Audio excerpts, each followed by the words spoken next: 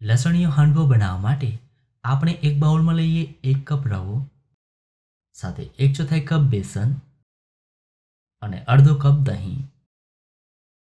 હવે થોડું થોડું પાણી ઉમેરતા જઈ થીક બેટર બનાવી લઈએ.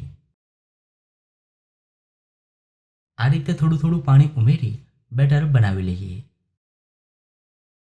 તો બેટર તૈયાર છે. હવે બેટરને 10 મિનિટ રેસ્ટ આપી દઈએ. તો બેટરને પલળતા 10 મિનિટ થઈ ગઈ છે અને રવો ખૂબ સારી રીતે ફૂલી ગયો છે. હવે તેમાં બાકીની સામગ્રીઓ ઉમેરી દઈએ. અડધો કપ ઝીણી સમારેલી મેથીની ભાજી,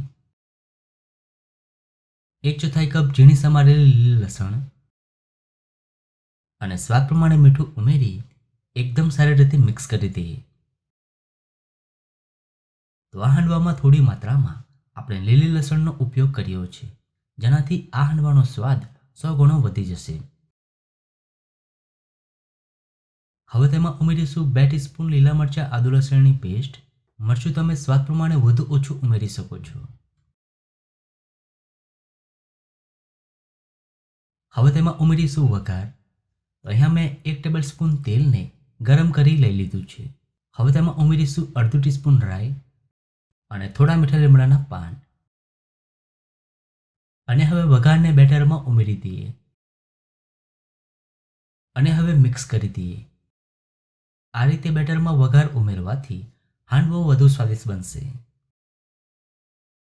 હવે તેમાં ઉમેરીશું અડધો ટીસ્પૂન ઈનો અને થોડું પાણી ઉમેરી એકદમ સારી રીતે મિક્સ કરી દઈએ. તો હાંડવા માટેનું બેટર તૈયાર છે. એક પેનમાં ઉમેરીશું 1 ટેબલસ્પૂન તેલ, અડધો ટીસ્પૂન રાઈ, થોડા સફેદ તલ અને થોડા મીઠા લીમડાના પાન. હવે ઉપરથી બેટર ઉમેરી દઈએ અને સરખી રીતે ફેલાવી દઈએ.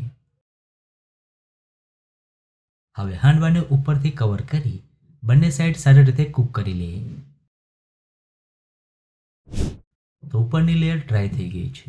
હવે હાંડવાની સાઈડ ચેન્જ કરી દઈએ અને બીજી સાઈડ પણ સારી રીતે કૂક કરી લઈએ.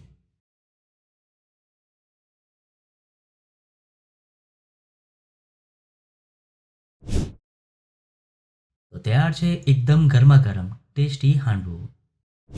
જો તમે આ રીતે હાંડવો બનાવશો તો ઘરમાં બધાને ખૂબ જ પસંદ આવશે. ખૂબ જ સરસ હાંડવો બન્યો છે. તો તમને આ હાંડવાની રેસીપી કેવી લાગી? જો રેસીપી ગમી હોય તો વિડીયોને લાઈક અને શેર કરજો.